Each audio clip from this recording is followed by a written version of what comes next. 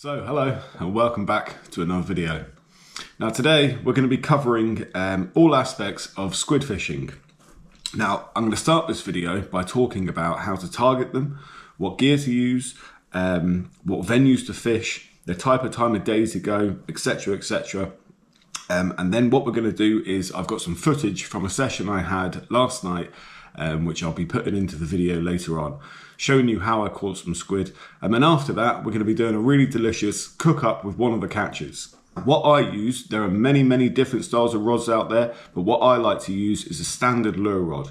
Now these can vary in length. In the past I've used longer, if you need a longer reach, depending on the venue you're fishing. I've used heavier lure rods, I've used softer ones. And what I've come to find is I like something with a nice bit of backbone to it. Now the rod I've been using for the last couple of seasons is a Penn Conflict XR inshore bass rod.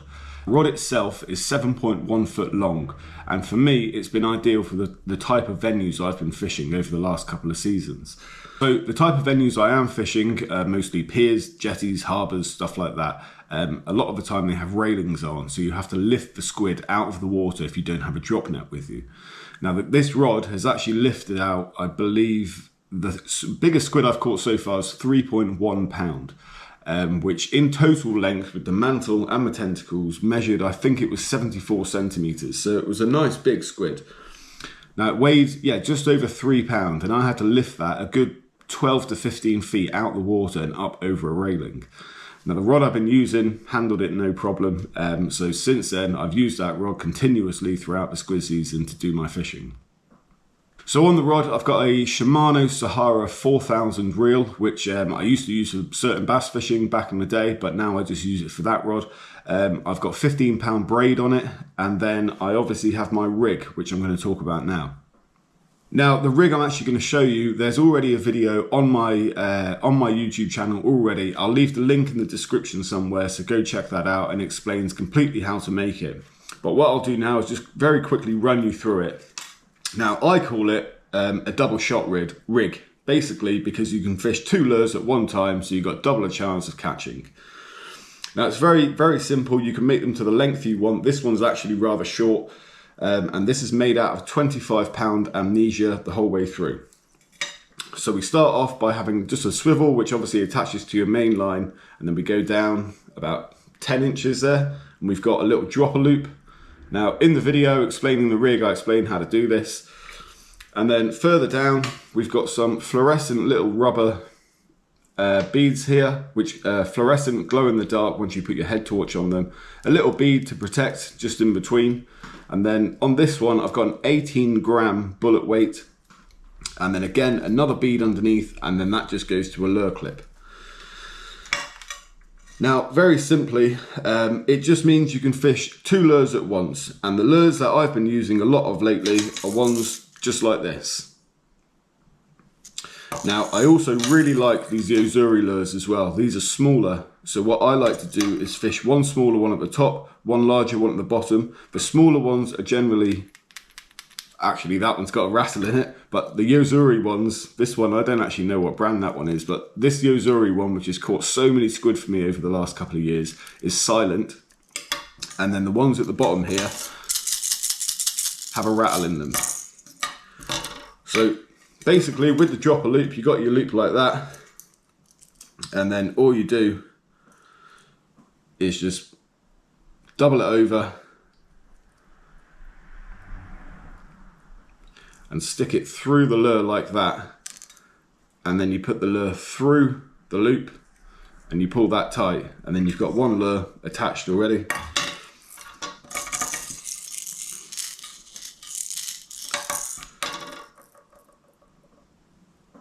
And then obviously quite simply with the bottom one, that just clips onto your lure clip like that, and you've got 2 lures. Swivel goes to your main line.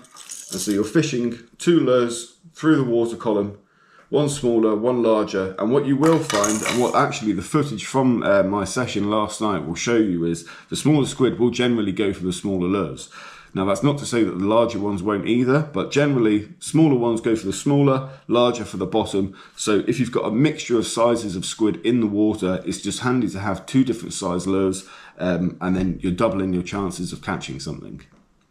So once you've got yourself set up with a lure rod and a few lures, you're pretty much good to go. Now, the ideal venues that you want to be targeting squid are generally things like harbour mouths, breakwaters, piers, jetties, generally deeper water. Now, obviously you do get squid in shallower water, but when you're targeting them at night time, the reason why I prefer the deeper water is because I find on different occasions they can be at different stages of the water column. Sometimes they're right near the bottom, down there with the cuttlefish, and sometimes you'll see them swimming on the surface.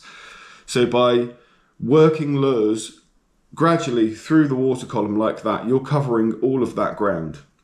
Now that's not to say you couldn't go to a shallower bay or beach or anything like that and cast the lures out and slowly wind them in. That could also be productive if you know there's squid there. But most of the time, you're looking at harbours and breakwaters. The main reason for this is because most of the time, they're very lit up. As you'll see in the video later on, the venue I'm fishing is surrounded by floodlights, everything like that. There's a lot of activity there. And the light in the water generally attracts in small bait fish. Therefore, that attracts in the squid and bigger predatory fish. Now, there's no real need to be casting the lures out. Of course you can to cover more ground, but when you're fishing deeper water, just a gentle flick over the side, letting them sink all the way to the bottom, and then winding them back in slowly, twitching them about. There's a few different techniques. You can also fish them on a float if you wish to as well. But by doing that, you're just creating more chance to catch fish and to walk away successful from your session. So if your harbour or any venue like that isn't lit up, then obviously you can take a floodlight yourself. This can be handy. I always keep one in my car throughout the winter, just to be shining straight onto the water. And not only does it make it easier for you to see, but you will soon see creatures come to the surface and start swimming around. Now the next part of this video, you're going to see me head down to the local harbour and do some squid fishing myself. Now, nonetheless, this was hardly a successful trip out. It was actually my very first of the season. Usually I'll start in late September, so I'm a little late this year. We're now into October, but hopefully things should start picking up pretty soon. So let's get down the harbour and check out how I got on.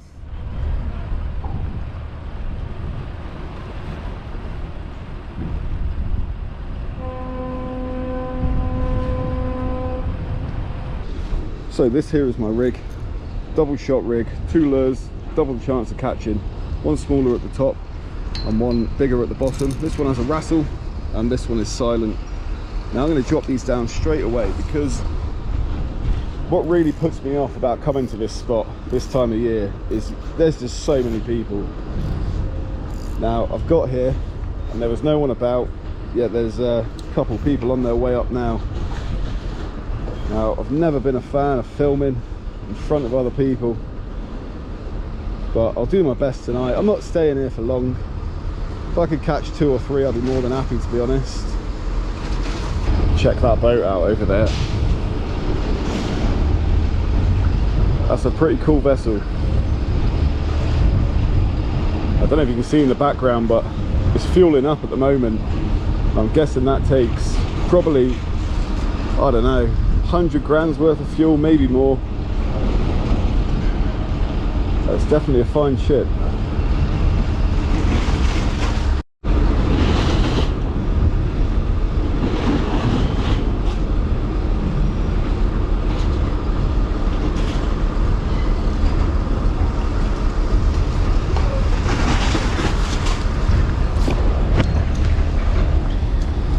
And there we have it.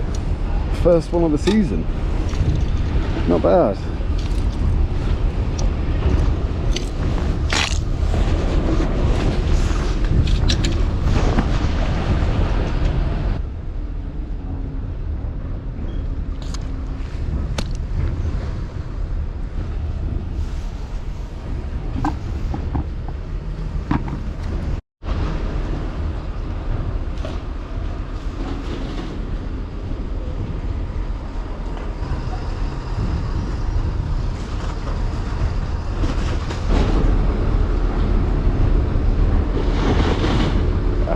it's off.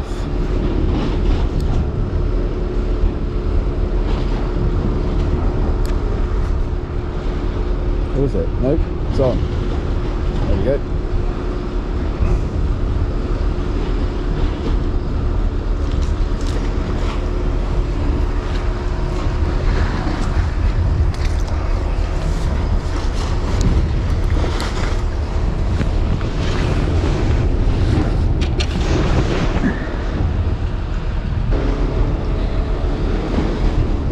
So just the two small ones so far, nothing spectacular. It's very quiet. There's a few other people up here as well. I'm going to give it another sort of half an hour, I think, and then hopefully we can get another couple ones. The small ones are really tasty, so I'm not complaining with those. And we'll do a nice little cook up.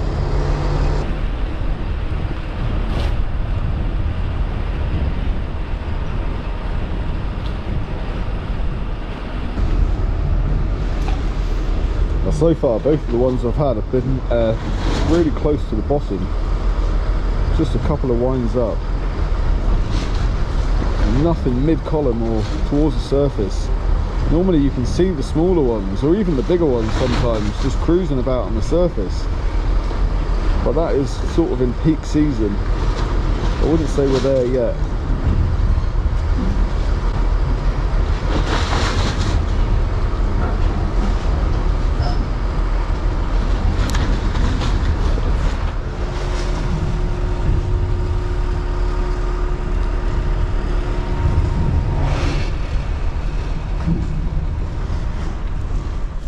Okay, so now I'm going to take you through how to prepare and cook one of these lovely looking squid. So here we have the two squid that we caught last night. Now I'm going to be cooking one of these up and the other one I'm going to freeze down and use for bait in the future. So let's get these ready. I'll show you how to do it and we're going to make a delicious Thai meal. Okay, so what we're going to do to start with, as you can see here, we've got our squid. Now these ones are ideal eating size. Now you can see there, that's probably, I don't know, 4 inches, 5 inches long. But these ones here are really, really tender and cooked quickly. They're absolutely beautiful. So I'm just gonna start by giving it a rinse. These have been in the fridge overnight, obviously. I'm just gonna give it a quick rinse off there. And then quite simply, I'm just gonna pull the head off. And that there is going to go into a bag. I'm going to keep that for bream. Now the other one I'll keep whole and just freeze down as it is, and I'll use that for bream or ray fishing or anything like that. And now what we want to do is get all of those insides out. So it can be a bit of a messy job, but it's worth it in the end.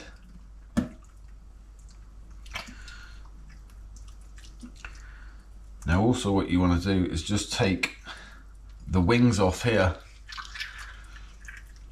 Just get your fingers underneath it like that and then just pull. Now these bits as well are also handy to keep for bait, so I'll be freezing that down also. They're just very chewy when you're eating them, so they're not very nice at all. Now all the sinew, I'm just going to pull some of this sinew off here and we'll dispose of that, and the rest of it I'll take off after. And then in the back here you obviously have a little like feather bone, so if you just try and pierce the bone through the squid just like that, you can see that's come out there, and then just by giving it a gentle wobble and a pull, break it away from the back there. And there we go, that comes out. Now these are really fascinating things. It basically looks like a piece of plastic.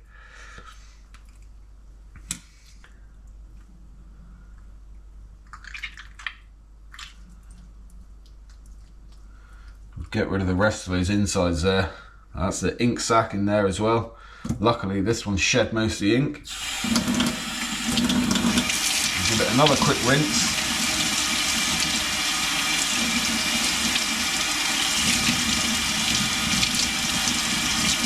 And then that's ready to prep.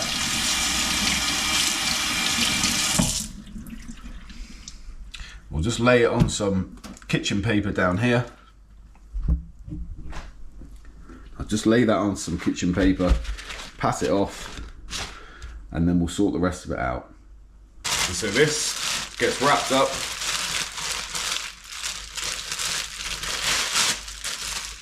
Ideally, best a backpack, but I just use these little plastic bags here. Wrap that up. I'm going to put that straight into the freezer for some future fishing sessions.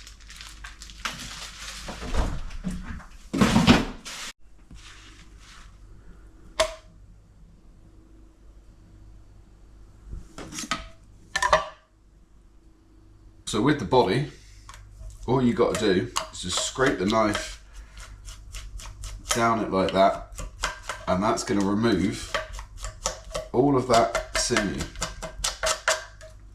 because you do not want that in your mouth. So we'll scrape that down nicely, and what I do is just take off the very edge there like that, and then you're left with this. Now you can prep it like this, or if you just stick your finger, it can be a bit tricky because you've got to get the right spot, but if you stick your finger in the bottom there, you can slowly turn it inside out. Now I know that doesn't look very appealing on film, but the reason why you want to do this is because then you can get rid of that inner sinew, which again is just a bit unpleasant to have. So just by scraping that off like that,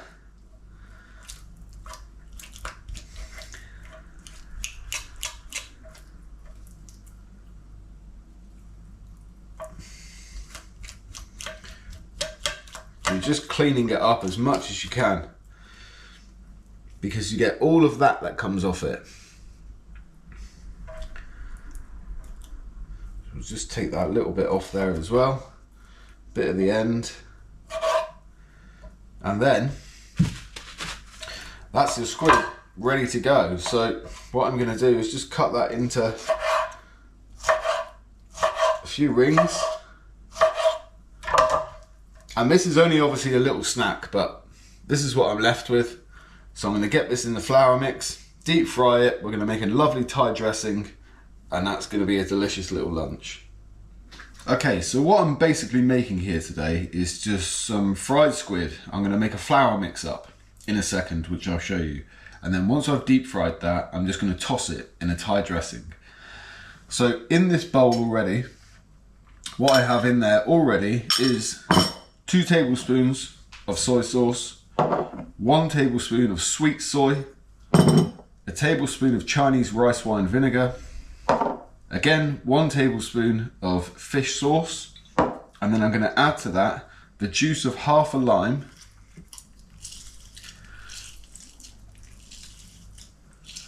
now if it needs more lime afterwards, then I'm just going to add more.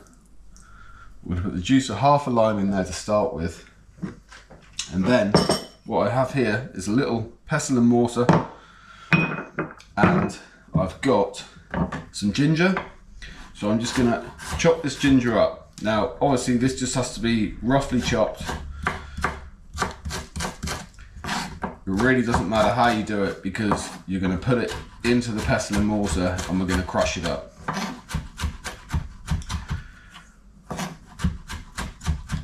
So that's enough. That can go in. Now I like a lot of ginger. That adds a nice fieriness to it. We've got some fresh chili. Using about half a standard size chili. That goes in as well. And then I've got a lemongrass stalk, and I'm going to use about half of this.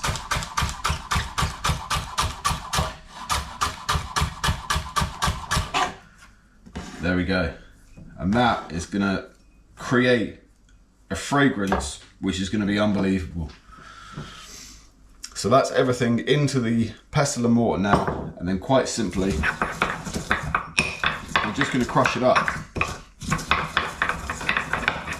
Now by doing this, you're releasing all of the flavours, all of the juices, but I still want this to be quite coarse. So I don't need it to be a paste. I I just want to mix and mash all those flavours into one another.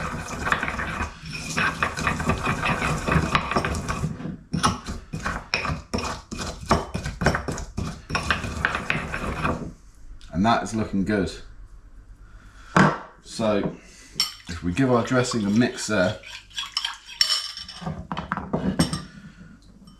and then just going to go in, look at that. That is packed full of flavour. So all of that goes in there, and you're left with this incredible dressing.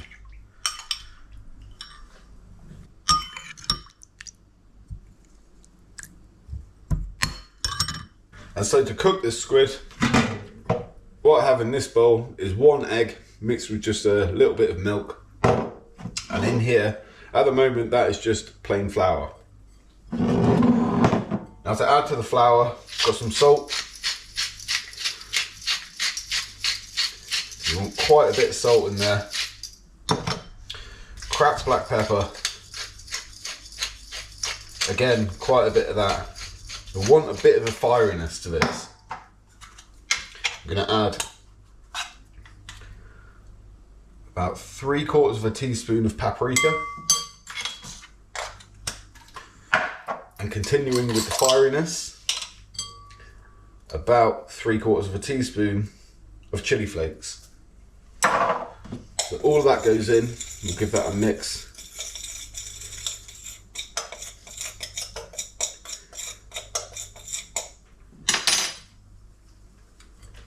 And then we add our squid. Now, ideally, I should have done both of them, but it's just a little snack. So we're going to coat that squid in that flour mix. Make sure it's nice and evenly coated. And then it's going to go into the egg wash. And this is where you want to keep one hand dry. So I'm going to mix this with my left hand in the egg wash. Nice and evenly coated. And then pop it back into the flour. Now this should only take 1 coating, but if you feel it needs more, you just do more.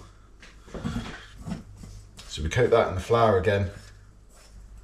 And this is going to create a lovely, crispy, chili hit crunchiness to the squid.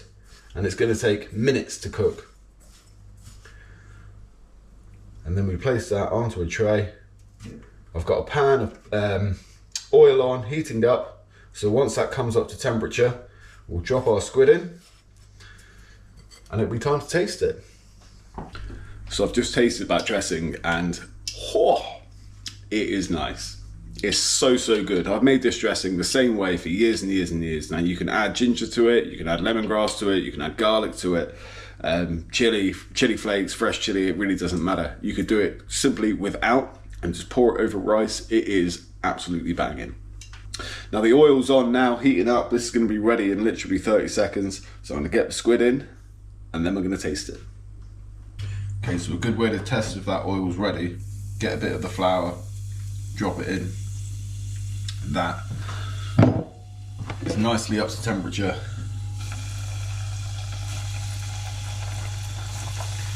So as I put it in, just turn it down a fraction.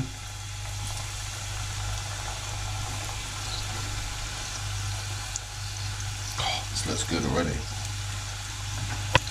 And then we sit back and wait. This is going to take about 1.5 minutes.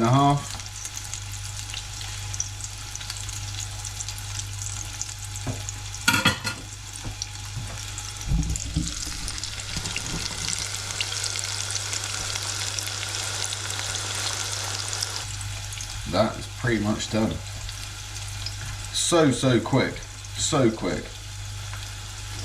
I'm actually really looking forward to trying this because I don't think I've even eaten squid since the last time I caught some, which was in January, start of January, or even maybe December last year. Like that there is good to go. So just get yourself a slotted spoon, take it out, put it on some kitchen paper.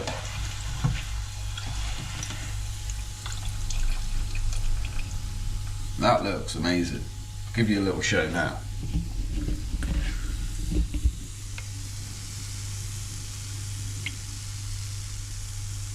Check that out. Crusty, crunchy, packed full of flavour. Nearly time to eat. Okay, so we are good to go. Now I'm going to start by getting a little bit of that dressing and putting it onto the plate. Then I've got just a few salad leaves here, and look at that. That looks amazing. Now this is just an appetizer obviously, but this is going to go down an absolute treat. So we get a bit more of that dressing, those lovely chunky bits of ginger and chili drizzled all over that. Oh my God.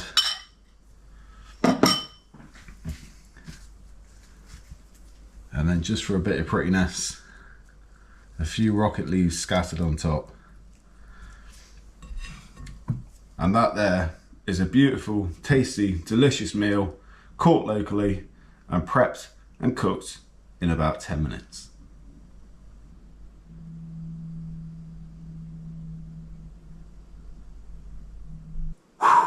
Oh my God, this looks incredible. It really does look incredible. No messing about, straight in. Squid, plenty of the sauce.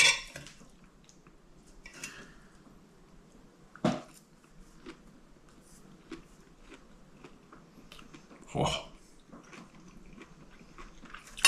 Winner. Oh my God. Absolute winner. This dressing, God, there's fieriness in there as well. The chili flakes in the flour.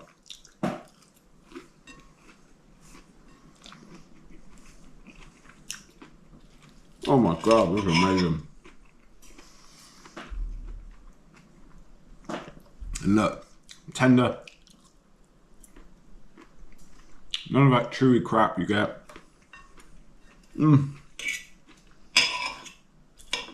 Fresh, local, sustainable, packed full of flavour.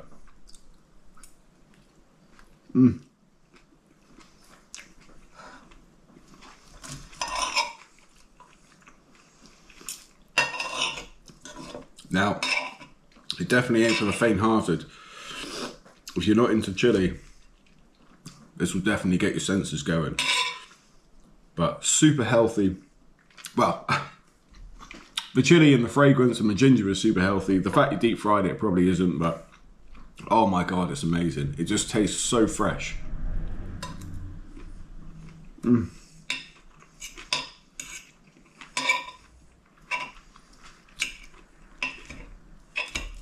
So, on my channel,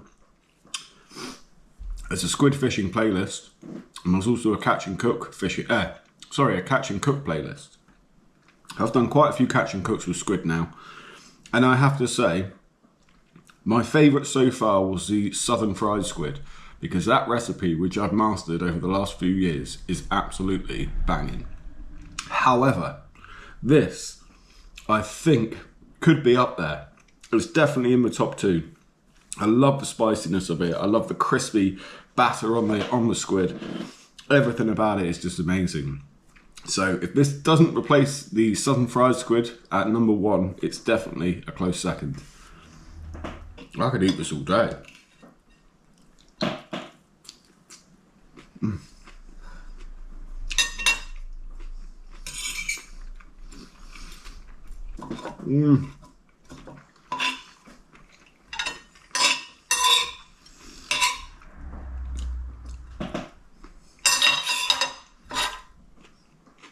Oh my God, amazing. People will pay good money for that in a restaurant. And that was so nice, so simple to do. So anyway, I hope you've enjoyed this video. We've gone through the basics of how to target squid, how to catch them, how to prepare them, and also how to cook them. Now, if you like this kind of content, then please leave me a comment in the comment section. I'm willing to do more videos like this over time. It's been a lot of fun doing this. I know the session wasn't exactly fantastic, but we still got a great meal out of it and a little bit of bait as well. So I hope that's covered the basics of squid fishing. If you'd like to go out and target them yourself, then please do go ahead and let me know how you get on. It's been a lot of fun doing this video. If you've liked it, then please hit the like button. If you're not subscribed to my channel, then please consider subscribing. And thank you very much for watching this video and for watching all the other videos as well. So on that note, I'm going to leave it there, and I'll see you on the next one.